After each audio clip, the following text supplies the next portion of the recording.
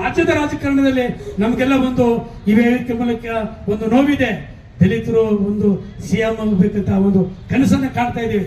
ಯಾವಾಗಿಂದ ಬಸವಲಿಂಗನಪ್ಪನವರು 90 ಏನು ವೀರಪ್ಪ ಮೊಯ್ಲಿ ಆದ್ರಲ್ಲ, ಆ ಸಂದರ್ಭದಲ್ಲಿ ಬಸವಲಿಂಗಪ್ಪನವರು ಮುಖ್ಯಮಂತ್ರಿ ಆಗ್ತಂತೇಳಿ ನಾವು ಆಸೆ ಪಟ್ಟಿದ್ದೀವಿ. ಡಿ ಮಂಜುನಾಥ್ ಅವ್ರು ಆಗ್ತಾರಂತ ಆಸೆ ಪಟ್ಟಿದ್ವಿ, ಆಗ್ಲಿಲ್ಲ. ಖರ್ಗೆ ಅವ್ರು ಆಗ್ತಾರೆ ಅಂದ್ಕೊಂಡ್ವಿ, ಆಗ್ಲಿಲ್ಲ. ಹೋದ್ರಲ್ಲಿ ಪರಮೇಶ್ವರ್ ಆಗ್ತಾರೆ ಮನೆ ಅಂತ, ಅದು ಆಗ್ಲಿಲ್ಲ.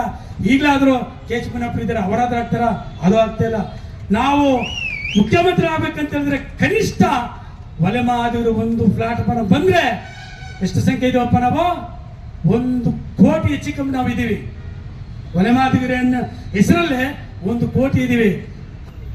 60 ಲಕ್ಷ ಇರ್ತಕ್ಕಂಥ ಒಕ್ಕಲಿಗರು ಮುಖ್ಯಮಂತ್ರಿ ಆಗ್ಬೋದು, 65-70 ಲಕ್ಷ ಇರ್ತಕ್ಕಂಥ ಲಿಂಗಾಯತರು ಮುಖ್ಯಮಂತ್ರಿ ಆಗ್ಬೋದು. ಅವರಲ್ಲೂ ಪಂಗಗಳಿದ್ದಾವೆ, ಅವ್ರು ಯಾರು ಕಿತ್ತಾಡ್ತಾ ಇಲ್ಲ. ಅವ್ರು ಎಲ್ಲಿ ಮಾತಾಡ್ಬೇಕು ಅಲ್ಲಿ ಮಾತಾಡ್ಕೊಂಡು ಅವ್ರವ್ರು ಹಂಚ್ಕೊಂತಾರೆ.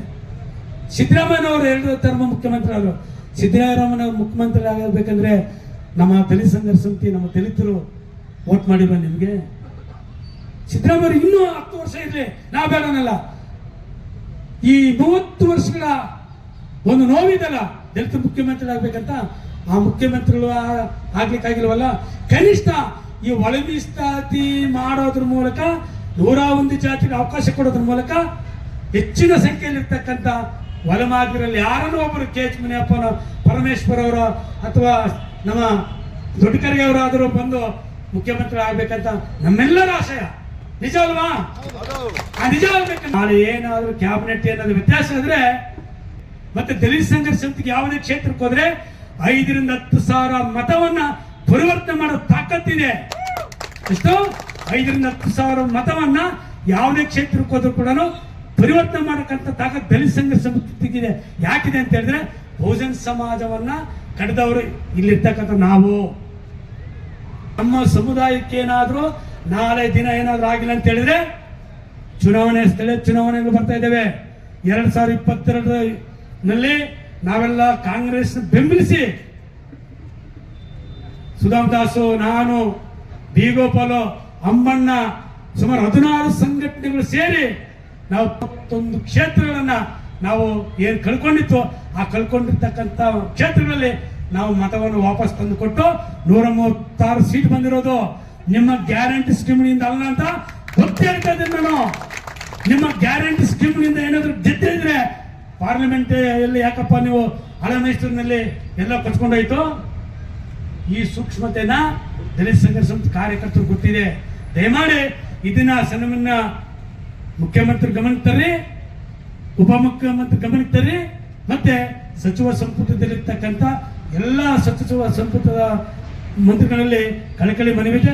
ದಯಮಾಡಿ ಪ್ರತಿಯೊಬ್ಬರು ನಿಮ್ಮ ಕ್ಷೇತ್ರದಲ್ಲಿ ಹೋದ್ರೆ ಒಲೆಯರು ಮಾದಿದ್ದಾರೆ, ಹಳೆ ಮೈಸೂರು ಕಡೆ ಹೋದ್ರೆ ಒಲೆಯರಿದ್ದಾರೆ, ಹೈದರಾಬಾದ್ ಯಾದಗಿರಿಯಿಂದ ನೀವು ತುಮಕೂರು ಗಂಟ ಬಂದ್ರೆ ಮಾದಿಗರಿದ್ದಾರೆ, ನಾರ್ತ್ ಬೆಂಗಳೂರು ನಾರ್ತ್ ಈಸ್ಟ್ ಕಡೆ ಹೋದ್ರೆ ಎಲ್ಲ ಮಾದಿಗರಿದ್ದಾರೆ. ನೀವು ಬೇಕಾದ್ರೆ ಜಾಗೃತಿ ನೋಡಿ, ಇಷ್ಟು ಕ್ಷೇತ್ರಗಳಲ್ಲಿರ್ತಕ್ಕಂಥ ಒಲೆ ಮಾದಿಗರು ಒಂದು ಕಡೆ ನಿಂತ್ಕೊಂಡ್ರೆ ನಿಮ್ಮ ಸರ್ಕಾರ ಬಂದಿರೋದು. ಅದರಿಂದ ಇದನ್ನೆಲ್ಲ ಗಮನದಲ್ಲಿಟ್ಕೊಂಡು ನಾವು ಪಕ್ಷನ ಬೆಂಬಲಿಸಿದ್ರು ಕೂಡ ನಮ್ಮ ಸಮುದಾಯಕ್ಕೆ ಆಗ್ತಕ್ಕಂಥ ಅನ್ಯಾಯವನ್ನ ನಾವು ಸಹಿಸಲ್ಲ. ಸನ್ಮಾನ್ಯ ಮುಖ್ಯಮಂತ್ರಿಗಳು ಇದನ್ನ ಗಂಭೀರವಾಗಿ ತಗೊಬೇಕು. ತಗೊಂಡಿಲ್ಲ ಅಂತ ಹೇಳಿದ್ರೆ ಹೋಗಿದ ಕಡೆ ಎಲ್ಲಾನು ನಾವು ನಿಮ್ಮನ್ನು ಗೆರ ಮಾಡ್ತೀವಿ. ಎಡಗೈ ಬಲಗೈ ಏನಾದ್ರು ಗೆರ ಮಾಡ್ತಾರೆ ಗೊತ್ತಿಲ್ಲ.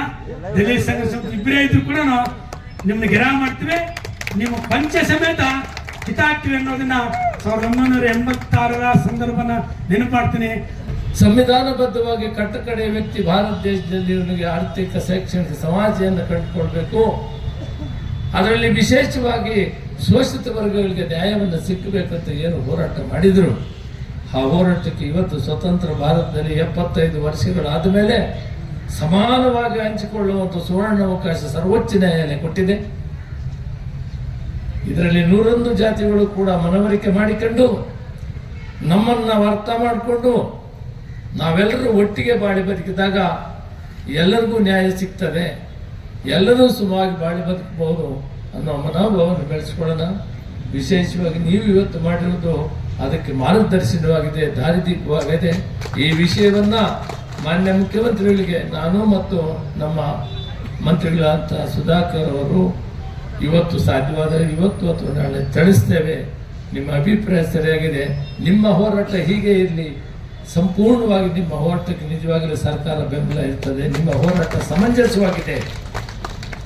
ಆದ್ದರಿಂದ ಒಟ್ಟಾಗಿ ಬಾಳಿ ಬದುಕೋಣ, ಒಟ್ಟಾಗಿ ಹಂಚಿಕೊಳ್ಳೋಣ, ಅಣ್ಣ ತಮ್ಮಂದಿರಾಗಿ ಬಾಳಿ ಬದುಕೋಣ. ಮಾನ್ಯ ಮುಖ್ಯಮಂತ್ರಿಗಳು ತಿಳಿಸ್ತೇನೆ, ನಾವೆಲ್ಲರೂ ಒಟ್ಟಿಗೆ ಬಾಳಿ ಬದುಕೋಣ ಅಂಥೇಳಿ ನಿಮ್ಮ ಹೇಳ್ತಾ, ಕಾರಣಾಂತರಗಳಿಂದ ಎಡಗೈ ಸಮಾಜದವರು ಒಂದು ಮೀಟಿಂಗ್ ಮಾಡಿದ್ರು, ಬಲಗೈ ಸಮಾಜದವರು ಒಂದು ಮೀಟಿಂಗ್ ಮಾಡಿದ್ರು. ಇಲ್ಲಿವರೆಗೂ ಹೋರಾಟ ನಡೆದಿದ್ದಂಥದ್ದು ಒಟ್ಟಾರೆ ದಲಿತ ಸಂಘರ್ಷ ಸಮಿತಿಯಲ್ಲಿ ಎಲ್ಲ ಶೋಷಿತ ವರ್ಗರು ಒಟ್ಟಾಗಿದ್ದಂಥದ್ದು ಪ್ರೊಫೆಸರ್ ಕೃಷ್ಣಪ್ಪನವರು ಕಟ್ಟಿದ್ದಂಥದ್ದು. ಇವತ್ತು ಅದನ್ನು ನೇತೃತ್ವ ವಹಿಸಿ ಕೆಲಸ ಮಾಡ್ತಾ ಇದ್ದಾರೆ ಹೆಣ್ಣೂರು ಶ್ರೀನಿವಾಸ್ ಅವರು.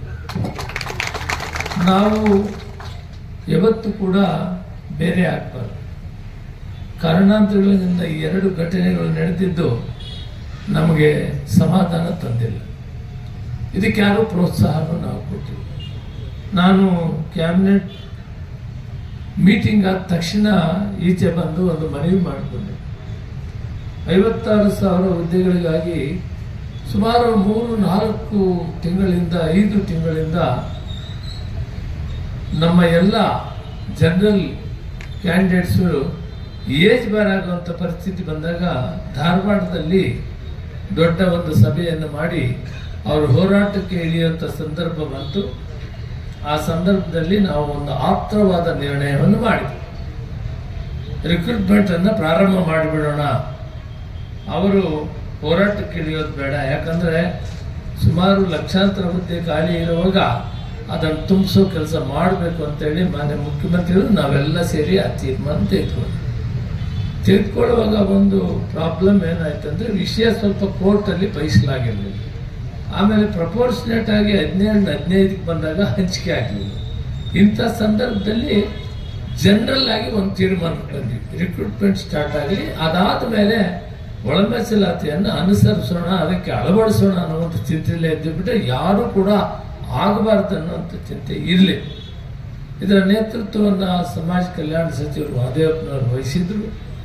ಅವರು ಕೂಡ ಯಾವತ್ತೂ ಕೂಡ ಇದಕ್ಕೆ ವಿರೋಧ ಇಲ್ಲ, ತಪ್ಪು ಕಲ್ಪನೆ ಬರೋದು ಬೇಡ. ನಾವು ಪರಮೇಶ್ವರ್ ಅವರು, ಮಹದೇವಪ್ಪನವರು, ಶಿವರಾಜ್ ತಂಗಡಗಿ, ತಿಮ್ಮಾಪುರ ಅವರು, ಖರ್ಗೆ ಅವರು, ನಾವೆಲ್ಲ ಕೂಡ ಒಟ್ಟಿಗೆ ಸೇರಿ, ಮತ್ತು ನಮ್ಮ ಡೆಪ್ಯೂಟಿ ಸ್ಪೀಕರ್ ಕೂಡ ಒಟ್ಟಿಗೆ ಸೇರಿ 3-4 ಮೀಟಿಂಗನ್ನು ಸೇರಿನೇ ಹಂಚಿಕೆ ಆಗಬೇಕು. ಸಮವಾಗಿ ಹಂಚಿಕೊಂಡು ಎಲ್ಲ ಜಾತಿಯವರು ಸಮಾಜ ತಿಳ್ಕೊಬೇಕು. ಅದರಲ್ಲಿ ಅಲಿಮಾರಿ ಸಮುದಾಯ ನಮ್ಮೆಲ್ಲರಿಗಿಂತ ಮೋಸ್ಟ್ ಬ್ಯಾಕ್ವರ್ಡ್ ಇದ್ದಾರೆ. ಸರ್ವೋಚ್ಚ ನ್ಯಾಯಾಲಯದ ಆದೇಶದಂತೆ ಅವರಿಗೂ ಕೂಡ ಅವರ ಜನಸಂಖ್ಯೆ ಕೊಡಬೇಕು ಅನ್ನೋ ವಿಷಯವನ್ನು ಚರ್ಚೆ ಮಾಡುವಂಥ ಕಾಲದಲ್ಲಿ ಸ್ವಲ್ಪ ಅವರಿಗೆ 4+1 ಮಾಡಿ ಅವರಿಗೆ ಪ್ರಯಾರಿಟಿಯನ್ನು ಇರಬೇಕಂತ ಮಾಡಿದ್ವಿ. ಅವ್ರಿಗೇನು ಅನ್ಯಾಯ ಆಗಬೇಕಂತಿಲ್ಲ. ಬಟ್ ಅವ್ರ ಹೋರಾಟ ಹೇಗಿದೆ ಅಂದರೆ, ನಮಗೆ ಸಪರೇಟಾಗಿ ಕೊಟ್ಬಿಡಿ ಅಂತ ಬಂದಿದ್ದಾರೆ. ಈ ಎಲ್ಲ ವಿಷಯ ಈಗೂ ಕೂಡ ಅವ್ರ ಜೊತೆಯಲ್ಲಿ ಮಾತಾಡ್ತೀವಿ ನಾವು ಮತ್ತು ಮಂತ್ರಿಗಳು, ಆಂಜನೇಯರು. ನಿಮ್ಮ ಹೋರಾಟ ಒಂದು ಎಲ್ಲ ಒಟ್ಟಿಗೆ 101 ಜಾತಿಗೂ ನ್ಯಾಯ ಕೊಡಬೇಕು ಅನ್ನೋದಕ್ಕೆ ನಿಜವಾಗೂ ಕೂಡ ನಿಮಗೆ ಧನ್ಯವಾದಗಳನ್ನು ತಿಳಿಸ್ತೀವಿ. 35 ವರ್ಷಗಳ ಹೋರಾಟದಲ್ಲಿ ನಿಮ್ಮ ಹೋರಾಟದಲ್ಲಿ ಎಲ್ಲರಿಗೂ ನ್ಯಾಯ ಸಿಗಬೇಕು ಅಂತಿದೆ, ಬಿಟ್ಟರೆ ಒಂದು ಜಾತಿ ಒಂದು ವರ್ಗಕ್ಕಿಲ್ಲ. ಆದ್ದರಿಂದ ನಾನು ಸರ್ಕಾರದ ವತಿಯಿಂದ ಈಗಾಗಲೇ ಸುಧಾಕರ್ ಅವರು ಮಾತಾಡಿದ್ರೆ ನಾನು ಇಷ್ಟೇ ಹೇಳ್ತೀನಿ, ನಾಳಿನ ಸಭೆಯಲ್ಲಿ ಹೋರಾಟಗಳು ನಡೀತಾ ಇರ್ತವೆ. ಅನಿವಾರ್ಯವಾಗಿ 2 ಹೋರಾಟಗಳು ನಡೆದಿದ್ದು ಆರೋಗ್ಯಕರವಾಗಿಲ್ಲ. ಅದು ನಾವು ಯಾರು ಪ್ರೋತ್ಸಾಹ ಮಾಡಿದ್ದಂತಲ್ಲ, ಸ್ವಯಂ ಪ್ರೇರಿತರಾಗಿ ಇದಾಗಿದೆ. ಆದರೆ ಯಾವತ್ತೂ ಕೂಡ ನಾವೆಲ್ಲ ಅಣ್ಣತಮ್ಮಂದಿರಾಗಿದ್ದಾಗೆ ಕೂಡ ಇದು ಒಕ್ಕಟ್ಟಿರ್ತದೆ, ನ್ಯಾಯ ಸಿಗ್ತದೆ. ನಾವು ಹರಿದು ಹಚ್ಚಿ ಹೋದರೆ ಯಾರಿಗೂ ನ್ಯಾಯ ಸಿಗೋದು. ಆದ್ದರಿಂದ ಆಗಿದ್ದಂಥ ಘಟನೆಗಳನ್ನು ಬಿಟ್ಟು ಮುಂದೆ ಏನು ನೀವು ಹೇಳ್ತೀರಿ, ನಮ್ಮ ಹೋರಾಟ ನಾವೆಲ್ಲ ಒಟ್ಟಿಗೆ ಇರಬೇಕು, ನಮ್ಮ ಹೋರಾಟ ಸಮವಾಗಿ ಹಂಚಿಕೊಳ್ಬೇಕು, ನಮ್ಮ ಹೋರಾಟ ನಾವೆಲ್ಲ ಒಟ್ಟಿಗೆ ಬಾಳಿ ಬದುಕಬೇಕಂತ, ಅದಕ್ಕೆ ನಮ್ಮದು ಸರ್ಕಾರದ ಸಂಪೂರ್ಣ ಬೆಂಬಲ ಇದೆ ಅಂತ ಈ ಸಂದರ್ಭದಲ್ಲಿ ಹೇಳ್ತಾ, ನೀವೇನಿವತ್ತು ಹೇಳಿದಿರಿ ಆ ಮಾರ್ಗದರ್ಶನ ಬಹಳ ಚೆನ್ನಾಗಿದೆ. ವಿಶೇಷವಾಗಿ ಅಲಿಮಾರಿ ಸಮಾಜಕ್ಕೆ ಕೂಡ ನ್ಯಾಯ ಕೊಡೋದು ಸರ್ಕಾರದ ಬದ್ಧತೆ ಇದೆ. ನಾವು ಒಟ್ಟಾರೆ ಕುಂತ್ಕೊಂಡು ಇದನ್ನು ಸೆಟಲ್ಮೆಂಟ್ ಮಾಡಿದ್ದೀವಿ. ಮಾಡಿದ್ರಲ್ಲಿ ಸ್ವಲ್ಪ ಏನು ರೋಸ್ಟರ್ ಬಿಂದುವಲ್ಲಿ ಒಂದು ಸೈಡ್ ಹೋಗ್ತದೆ ಅನ್ನೋದು ಒಂದು ಕಳಂಕ ಇದೆ. ಅದಕ್ಕೊಂದು ಕಮಿಟಿಯನ್ನು ಮಾಡಿಕೊಳ್ಬೇಕು.